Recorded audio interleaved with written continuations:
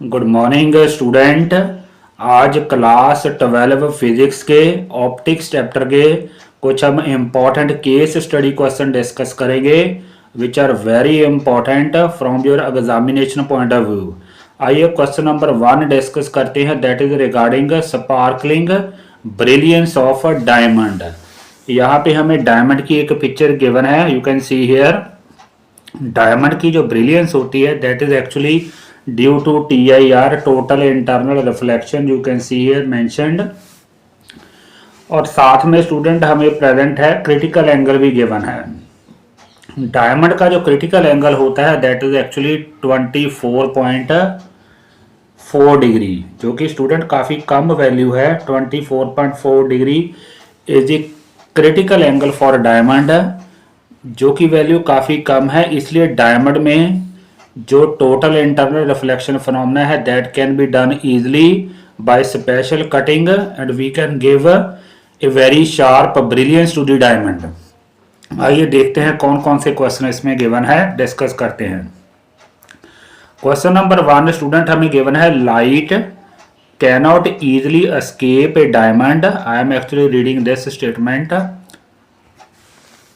Light cannot easily escape a diamond without multiple internal reflection. This is because there are actually 4 options given. First option में लिखा है कि इसका जो critical angle है वो काफ़ी ज़्यादा होता है, जो कि अभी स्टूडेंट मैंने बताया है इट इज़ एक्चुअली 24.4 डिग्री, जो कि एक कम वैल्यू है।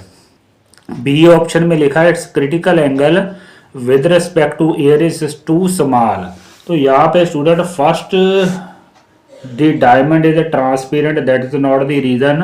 Similarly अगर D ऑप्शन देखें, rays always enter at angle greater than critical angle. This is also not true because some of the rays enter at angle greater than critical angle while some may enter at angle less than critical angle. तो यहाँ पे हमारा जो correct answer आएगा that will be answer B, जो कि मैंने discuss किया है अभी कि डायमंड का जो क्रिटिकल एंगल होता है वो होता है 24.4 डिग्री, जो कि स्टूडेंट काफ़ी कम वैल्यू है। This is the possible reason for its multiple internal reflection. तो फर्स्ट क्वेश्चन का जो सूटेबल रिप्लाई है that is its critical angle is too small. आइए नेक्स्ट क्वेश्चन पे चलते हैं। क्वेश्चन नंबर 2 में स्टूडेंट एक्चुअली हमें गिवन है कि the critical angle for diamond is 24.4 degree, then its refractive index is. यहाँ पे स्टूडेंट एक्चुअली हमें एक एक्सप्रेशन यूज करना पड़ेगा विच वी नो। डिस्कस कर लेते हैं कौन सा expression. We can find out using that formula very easily. यहाँ पे we will use this expression, n is equal to 1/sin theta. This expression we have use n, we have to use this expression n that is equal to 1/sin theta c. This expression we will use sin theta c. तो यहाँ पे student actually हमें क्या given क्या है वो देख लेते हैं। क्वेश्चन नंबर 2 में व्हाट इज गिवन वो देख लेते हैं। क्वेश्चन नंबर 2 में हमें गिवन है, हमें थीटा सी गिवन है 24.4 डिग्री। तो हम वहाँ पे थीटा सी की वैल्यू 24.4 डिग्री सब्स्टिट्यूट करेंगे। We will write like this n, we will write like this n equal to 1/sin theta C. यहाँ पे student we will substitute theta C की वैल्यू यहाँ पे पुट करेंगे 24.4 here, I am talking about hair.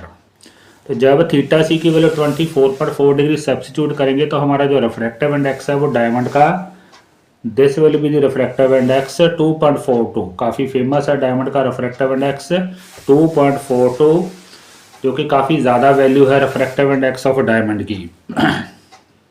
यह याद करने के लिए स्टूडेंट एक सूटेबल तरीका हमारे पास ये है, जो कि जनरली मैं स्टूडेंट से डिस्कस करता हूँ क्लास में। अगर हमने रफली वैल्यू याद रखनी है तो we can memorise like this. तेरा स्टूडेंट देखिए यहाँ पे क्रिटिकल एंगल की वैल्यू हमें गिवन है 24.4। तो हमने जस्ट डेसिमल को शिफ्ट कर देना है, एक डेसिमल को इधर शिफ्ट करेंगे, जो डेसिमल है इस डेसिमल को थोड़ा सा हम इधर शिफ्ट करेंगे तो इट विल बिकम 2.44। तो रफली student you will get the refractive index of diamond. Just आपने इस डेसिमल को शिफ्ट कर देना है, तो 24.4 है, उसको शिफ्ट करेंगे तो रफली वैल्यू आएगी 2.44, और डायमंड का रिफ्रैक्टिव इंडेक्स उसके क्लोज ही होता है 2.42। सो हमारा यहाँ पे जो करेक्ट रिप्लाई है that is option A. I hope कि यू माइट हैव अंडरस्टूड। तो 2.42 इज रिफ्रैक्टिव इंडेक्स। आइए क्वेश्चन नंबर 3 पे चलते हैं। क्वेश्चन नंबर 3 में स्टूडेंट हमसे पूछा है the basic reason for the extraordinary sparkle of diamond. वो तो अभी हमने डिस्कस किया है कि इसका रिफ्रैक्टिव इंडेक्स ज़्यादा है, तो that is why it is giving very high brilliance to the, it has high, third option is true, it has high refractive index. High refractive index से तो बेसिकली होता क्या है, हाई रिफ्रैक्टिव इंडेक्स से you will get low value of critical angle, so this option is correct, high refractive index. आइए question number 4 पे चलते हैं। क्वेश्चन नंबर 4 में स्टूडेंट हमसे गिवन है a diamond is immersed in a liquid with refractive index greater than water, then the critical angle for total internal reflection. वो same formula हमें use करना पड़ेगा। क्रिटिकल एंगल पूछ रहा है तो हमें सेम एक्सप्रेशन लिखना पड़ेगा sine theta C that is equal to 1/n।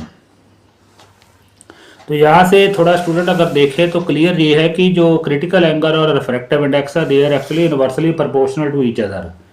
ये देखें तो इन दोनों के बीच इनवर्सली रिलेशन है। तो जैसे ही हम डायमंड को किसी ऐसे लिक्विड में डिप करेंगे जिसका रिफ्रैक्टिव इंडेक्स ज़्यादा है, तो आपकी एन की वैल्यू इंक्रीज हो जाएगी, this will increase, actually this will increase. अगर ये इंक्रीज होगा तो नेचुरली हमारा जो क्रिटिकल एंगल है दैट विल रिड्यूस, क्योंकि they are inversely proportional to each other. तो फोर्थ का स्टूडेंट जो एग्जैक्ट रिप्लाई है that is option B, decreases. Fourth का ऑप्शन है डिक्रीजेज। आइए नेक्स्ट क्वेश्चन देखते हैं क्या है। क्वेश्चन नंबर 5 लास्ट क्वेश्चन है। यहाँ पे हमें actually there are 2 diagrams given. हमसे स्टूडेंट पूछा है the brilliance of diamond in second diamond will be. अगर डायग्राम को ध्यान से देखें तो फर्स्ट डायग्राम है student actually TIR is happening. यहाँ पे टोटल इंटरनल रिफ्लेक्शन जो है that is actually happening, you can see here, I can show here, first ray is coming then it is again coming back, तो TIR is happening. यहाँ पे there is no TIR, there is actually refraction happening here. तो ray आपकी बाहर जा रही है, emerge हो रही है, तो नेचुरली है जो फर्स्ट डायमंड है उसकी जो ब्रिलियंस है वो ज़्यादा होगी और सेकंड वाले की ब्रिलियंस हमारी कम होगी। So these are 5 question are related to our case study. एक बार फिर से समराइज कर लेते हैं कि कौन कौन से क्वेश्चन का क्या क्या आंसर है। तो क्वेश्चन नंबर 1 में स्टूडेंट, क्वेश्चन नंबर 1 में हमारा जो रिप्लाई था that was actually this B, the critical angle is small. अगर सेकंड की बात करें, सेकंड में स्टूडेंट हमारा जो रिप्लाई है दैट इज 2.42। अगर बात करें थर्ड की, थर्ड में हमारा है reply the refractive index of, third में हमारा है it has high refractive index, third का रिप्लाई दिस। अगर फोर्थ की बात करें, फोर्थ का हमारा रिप्लाई था डिक्रीजेज। नेक्स्ट क्वेश्चन डिस्कस करते हैं। क्वेश्चन नंबर 5 में हमारा रिप्लाई था the brilliance of diamond less than first, A answer will be correct answer. Second की जो ब्रिलियंस है दैट विल बी लेस। क्यों स्टूडेंट? क्योंकि यहाँ पे no TIR is actually happening. So these are 5 questions of case study 1। आइए case study 2 पे चलते हैं, देखते हैं केस स्टडी 2 क्या है। Case study 2 student that is related to combination of lenses. यहाँ पे हमसे पूछा है when 2 thin lenses of equal and opposite focal length are placed in contact, तो कॉम्बिनेशन की पावर पूछिए। यार कॉम्बिनेशन में तो हम हमेशा स्टूडेंट यही फार्मूला यूज करते हैं 1/f, where f stand for focal length of combination that is equal to 1/f1 plus 1/f2। तो यहाँ दोनों ही फोकल लेंथ इक्वल है व्हेन 2, लेकिन दोनों के साइन स्टूडेंट ऑपोजिट है, साथ में मेंशन भी है, you can see here opposite focal length, you can see here opposite focal length. इसका मतलब अगर f1 हमारी पॉजिटिव है तो f2 हमारी नेगेटिव है दोनों इक्वल। तो इसका मतलब ये दोनों स्टूडेंट टर्म हमारी कैंसिल हो जाएंगी, दोनों टर्म हमारी कैंसिल हो जाएंगी। तो हमारे पास ultimately we are left with, क्या हमारे पास बचेगा यहाँ पे हमारे पास आ जाएगा 0। So here we will get 0। तो 1/f हमारा 0 हो गया। तो 1/f स्टूडेंट बेसिकली है क्या, that is actually power of the combination. इसका मतलब कॉम्बिनेशन की पावर हमारी होगी 0, because power is a reciprocal of focal length. इसका मतलब फर्स्ट का जो सूटेबल रिप्लाई है दैट इज ए, कॉम्बिनेशन की जो पावर है वो 0 होगी। आइए क्वेश्चन नंबर 2 देखते हैं। क्वेश्चन नंबर 2 में क्या गिवन है। क्वेश्चन नंबर 2 में स्टूडेंट हमसे पूछा है 2 थिन लेंसेज, कॉम्बिनेशन की फोकल लेंथ हमें गिवन है 80 centimetre, you can see here mention 80 centimetre. एक की गिवन है 1/20 और सेकंड की पावर हमसे पूछी है। यहाँ भी हम स्टूडेंट सेम ही एक्सप्रेशन यूज़ करेंगे। देख लेते हैं इसका रिप्लाई क्या है। सेम फार्मूला यूज़ करेंगे, कैसे सॉल्व करना है वो देख लेते हैं। आइए देखते हैं question number 2 case study. In this way we will solve case study 2।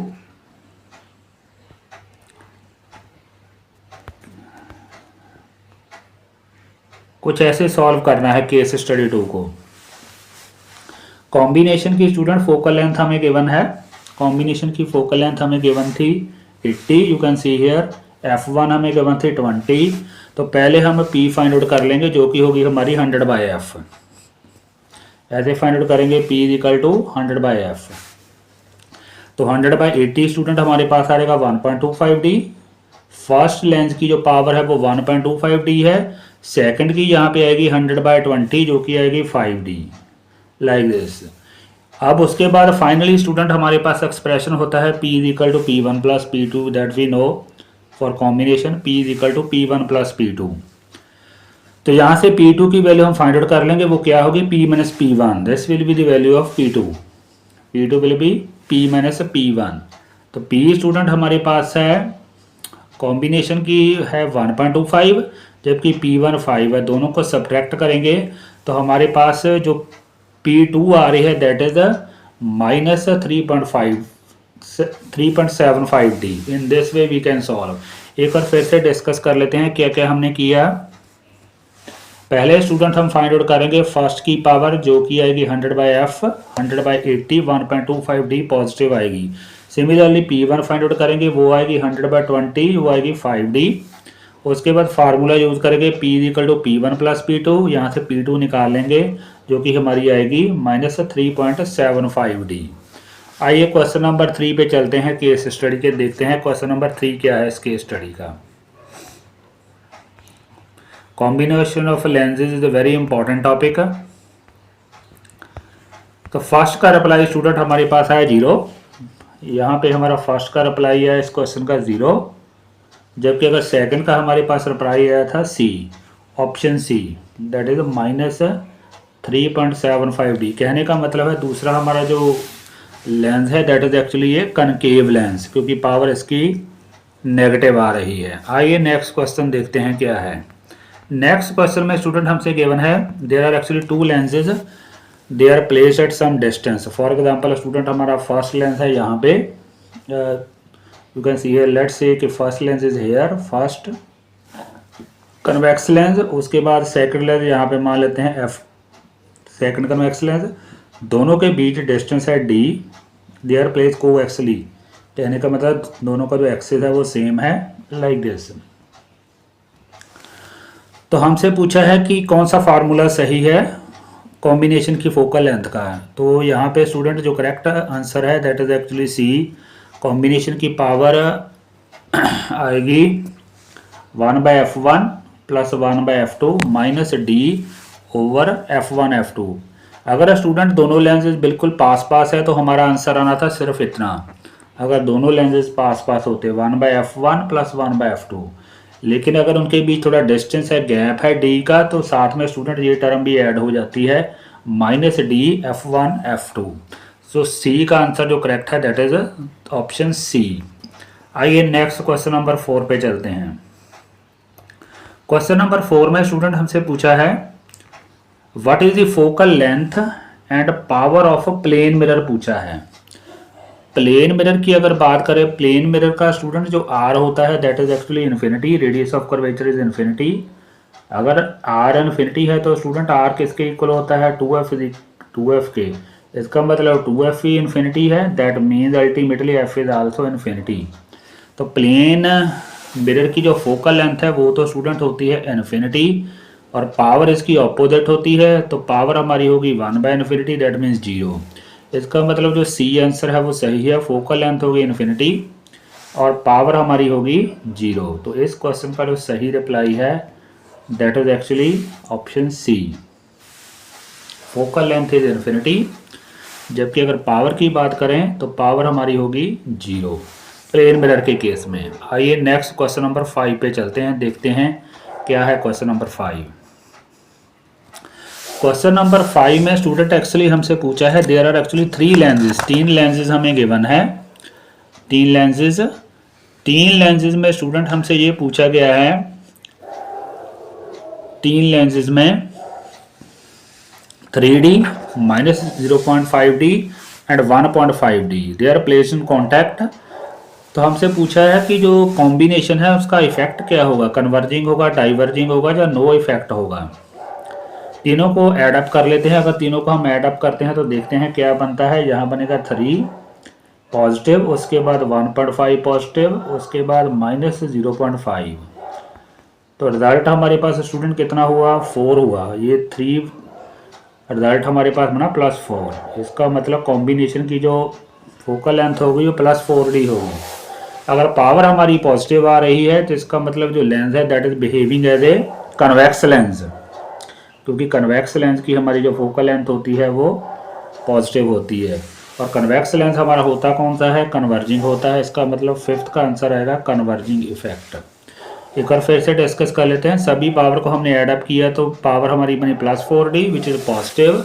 Positive किसकी होती है, कन्वेक्स की, और कन्वेक्स हमारा होता है converging, therefore the combination will act as converging, will give you converging effect. आइए नेक्स्ट देखते हैं, केस स्टडी 3 देखते हैं। एक बार फिर से रिकॉल कर लेते हैं कि क्या क्या हमारे आंसर थे। फर्स्ट का आंसर स्टूडेंट हमारे पास था, फर्स्ट का आंसर था 0। सेकंड का आंसर था हमारे पास -3.57D। अगर बात करें थर्ड की, थर्ड का हमारे पास आंसर था C, थर्ड का आंसर था C। अगर बात करें फोर्थ की, फोर्थ का आंसर था C इन्फिनिटी एंड 0, और फिफ्थ का आंसर है A converging effect. Case number 3 भी student is related to combination of lenses. देखते हैं क्या कौन कौन से क्वेश्चन है। यहाँ पे हमें कॉम्बिनेशन की फोकल लेंथ गिवन है 80 और एक की फोकल लेंथ 20 गिवन है। हमें दूसरे की फोकल लेंथ पूछी है। यहाँ भी स्टूडेंट हम सेम ही एक्सप्रेशन यूज करेंगे। देख लेते हैं कैसे करना है। 1/f की वैल्यू हमें 80 गिवन है। यहाँ f1 यूज करेंगे, f1 की वैल्यू हमें गिवन है 20, f2 हमने फाइंड आउट करना है just doing simple calculation. f की वैल्यू यहाँ 80 सब्स्टिट्यूट कर लेते हैं, यहाँ पे 80, यहाँ पे 80 सब्स्टिट्यूट कर लेते हैं। 80 that is equal to 1/20 plus 1/f2। तो just doing simple calculation we can find out f2। देख लेते हैं कैलकुलेशन कैसे की है। तो f2 की वैल्यू हमारे पास, केस स्टडी 3 का फर्स्ट क्वेश्चन देखते हैं। Case study 3, in this way will solve solution, you can see here. तो in this way will write, उसके बाद जस्ट सिंपल आपने कैलकुलेशन करनी है। ये 20 उधर जाके माइनस हो जाएगा, यू कैन सी हियर 20 उधर जाके माइनस होगा। तो अल्टीमेटली एलसीएम वगैरह लेंगे तो हमारे पास आंसर आएगा -3/80। तो f2 की वैल्यू स्टूडेंट हमारे पास आ रही है -80/3 विच इज कमिंग -26.7 सेंटीमीटर। तो in this way we can find out the focal length of second lens. आइए क्वेश्चन नंबर नेक्स्ट क्वेश्चन पे चलते हैं, जो कि काफ़ी इंटरेस्टिंग लग रहा है। नेक्स्ट क्वेश्चन पे, क्वेश्चन नंबर 2 इसी केस स्टडी का। क्वेश्चन नंबर 2 में स्टूडेंट हमसे पूछा गया है कि एक हमें गिवन है पीस ऑफ ग्लास गिवन है, उसके अंदर एक एयर बबल है और हमसे पूछा है कि वो एयर बबल कैसे बिहेव करता है। काफ़ी इंटरेस्टिंग क्वेश्चन है, देख लेते हैं इसका कैसे सिंप्लीफाई करना है इसको। वेरी इंटरेस्टिंग क्वेश्चन नंबर 2 में in this way we will solve. सबसे पहले स्टूडेंट हमें लेंस फार्मूला यूज करना पड़ेगा, क्योंकि सामने लिखा है 1/f is equal to n2/n1 minus 1/r1 minus 1/r2। यहाँ पे student actually what will happen, this will happen. यहाँ पे कुछ ऐसे है, हमें एक ग्लास पीस गिवन है, उसके अंदर ऐसे कुछ एयर बबल गिवन है, समवट लाइक दिस। ऐसे हमें एयर बबल गिवन है। उसके बाद जब स्टूडेंट हमारी जो लाइट रे है यहाँ से एंटर करेगी फ्रॉम यहाँ से एंटर करेगी from glass to air bubble enter करेगी। तो बेसिकली स्टूडेंट ग्लास हमारा है denser medium, this is actually denser medium, glass is denser, while जो हमारा एयर बबल है वो स्टूडेंट हमारा है रेयर। तो इसका मतलब हमारी डेंसर टू रेयर एंटर कर रही है रे, तो n1 की वैल्यू स्टूडेंट हमारी ज़्यादा होगी, n2 हमारा होगा, क्योंकि रेयर का रिफ्रैक्टिव इंडेक्स कम होता है, तो इसका रिफ्रैक्टिव इंडेक्स हमारा होगा ज़्यादा, जबकि बबल का होगा कम। तो your light ray is entering from denser to rare, तो n1 की वैल्यू ज़्यादा है और n2 कम है। अगर n2 स्टूडेंट यहाँ पे हमारा कम होगा हेयर, अगर n2 की वैल्यू कम है तो this term will actually become negative, negative हो जाएगी टर्म। तो अल्टीमेटली आपकी ये जो टर्म है 1/f वो भी हमारी नेगेटिव ही हो जाएगी। अगर f नेगेटिव 1/f नेगेटिव है तो f भी नेगेटिव ही आएगी। इसका मतलब स्टूडेंट हमारी फोकल लेंथ नेगेटिव आ रही है, तो जो बबल है that is actually acting like a concave lens या diverging lens. So that is why we have written the reply here, concave lens or diverging lens. Please to memorize, जो air bubble within a glass piece होता है that act as a diverging और concave lens। आइए question number 3 देखते हैं क्या है। Question number 3 में स्टूडेंट एक्चुअली हमसे पूछा है lens generally use in magnifying glass. Magnifying glass में तो स्टूडेंट हमारा जो लेंस होता है that is actually convex lens, not a combination. तो डी इसका आंसर आएगा, सिंगल कन्वेक्स लेंस, थोड़ा इजी है। नेक्स्ट क्वेश्चन डिस्कस करते हैं, क्वेश्चन नंबर 4। कन्वेक्स लेंस में पूछा है the magnification of an image by convex lens is positive only when the object is placed. तो वो तो स्टूडेंट जब वर्चुअल इमेज फॉर्म होता है कन्वेक्स लेंस के केस में, ओनली देन इसकी मैग्निफिकेशन पॉजिटिव आती है, बाकी रेस्ट ऑफ द केसेस में इट इज नेगेटिव।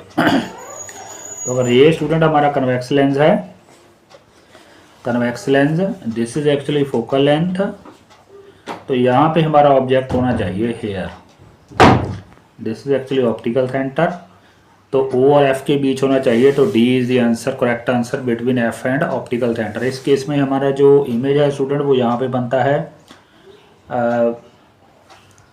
यहाँ पे somewhere here you will cut the image between F and optical centre. तो आप देख सकते हो स्टूडेंट की इमेज जो है हमारा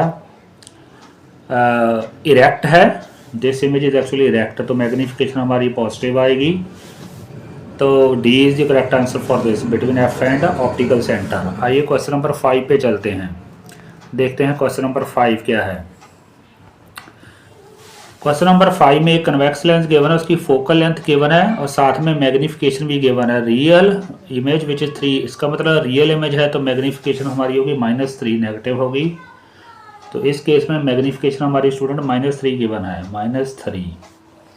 अब हमने U फाइंड आउट करना है, वो देख लेते हैं कैसे फाइंड आउट करना है। जस्ट थोड़ी सी कैलकुलेशन करनी पड़ेगी। केस स्टडी 3 में you can see here M is -3, तो M अगर हमारा -3 है तो फार्मूला यूज करेंगे M is equal to V/U। Lenses के केस में होता है M is equal to V/U। M की वैल्यू हमें 3 गिवन है, 3 गिवन है। यहाँ से एक्चुअली हमने V की वैल्यू फाइंड आउट करनी है स्टूडेंट, क्रॉस मल्टीप्लाई करके आएगी -3U, क्रॉस मल्टीप्लाई करके -3U। तो this is actually value of V की वैल्यू फाइंड आउट करके उसके बाद लेंथ फार्मूला यूज करना है 1/f is equal to 1/v minus 1/u। तो यहाँ पे V की वैल्यू स्टूडेंट हम जस्ट सब्स्टिट्यूट कर देंगे -3/u। Ultimately we will be able to find out the value of object distance. थोड़ी सी कैलकुलेशन करेंगे, LCM वगैरह लेंगे तो U की वैल्यू आ जाएगी -80/3 which is -26.6 centimetre approximately. In this way we can solve this question. तो this was actually our case study 3। एक बार फिर से समराइज कर लेते हैं कि कौन कौन से हमारे रिप्लाई थे इस केस स्टडी 3 के।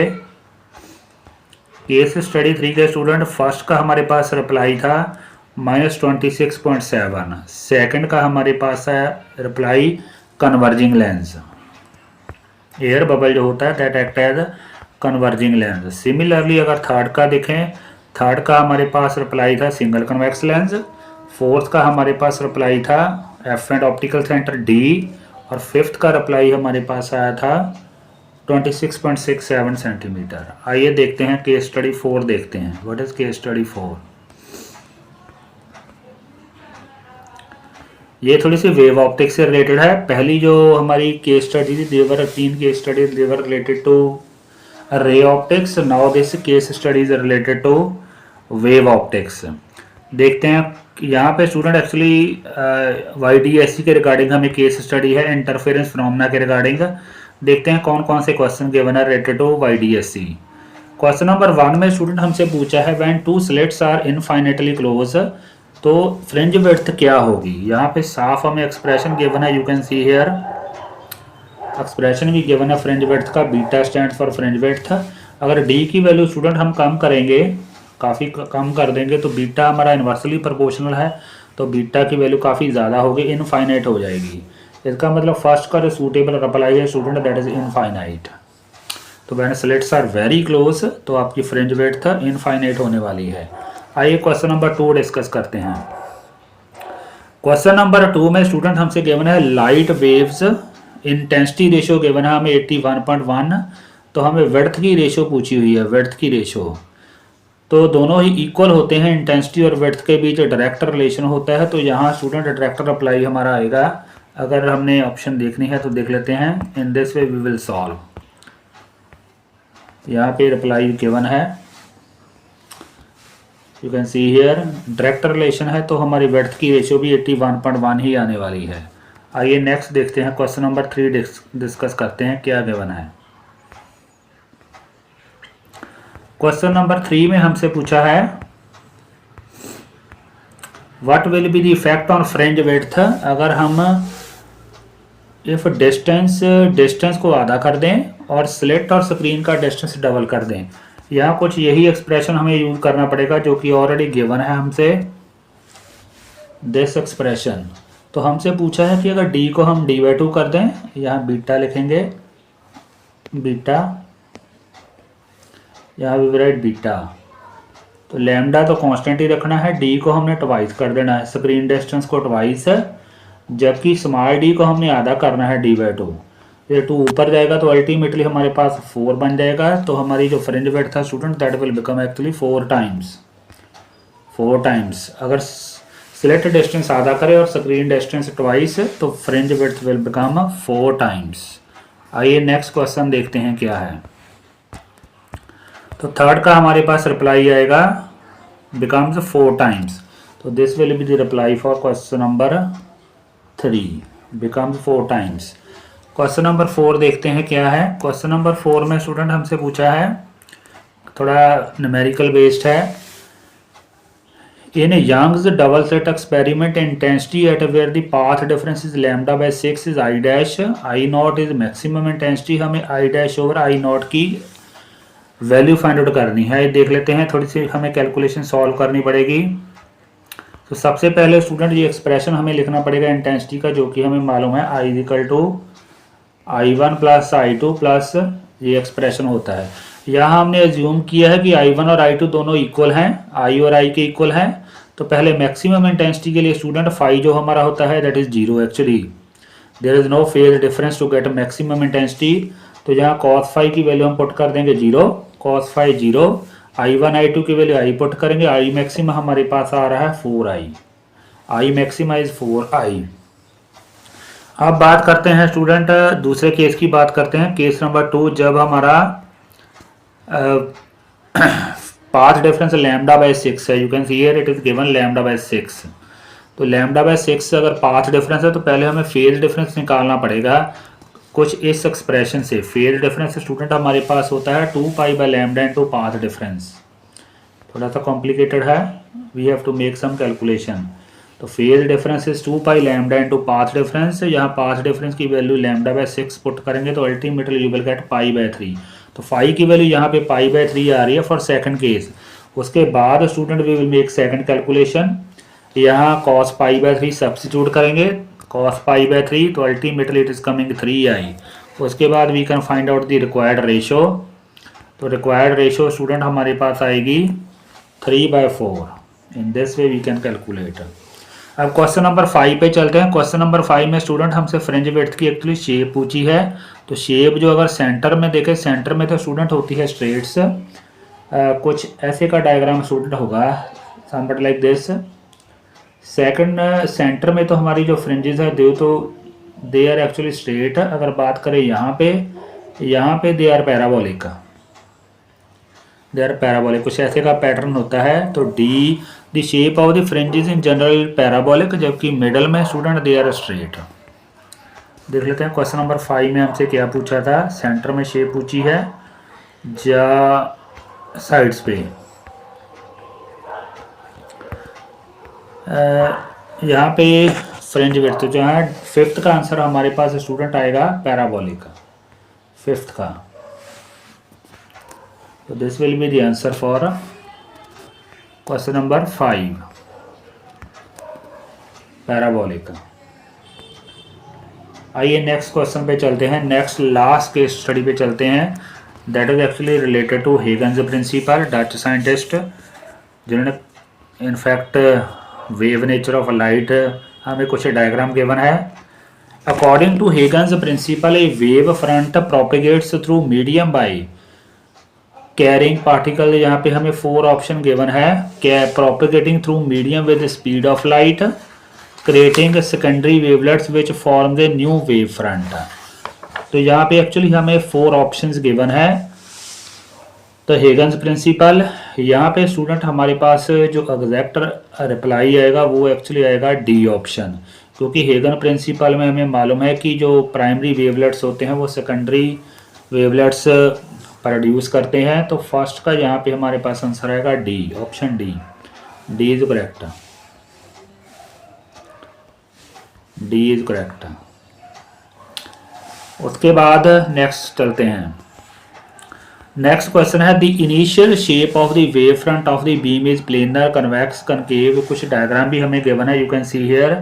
तो अगर देखें तो शेप तो हमारी प्लेन ही है student, you can see here plane. Initial shape starting में इनिशियल शेप प्लेन इसलिए है स्टूडेंट क्योंकि you can see here starting में शेप प्लेनर है, because all the particles are in same phase पे है। तो वी आर एक्सपेक्टिंग कि स्टार्टिंग में जो है उनकी जो शेप है दैट इज अ प्लेनर। तो सेकंड का आंसर आएगा बी ऑप्शन।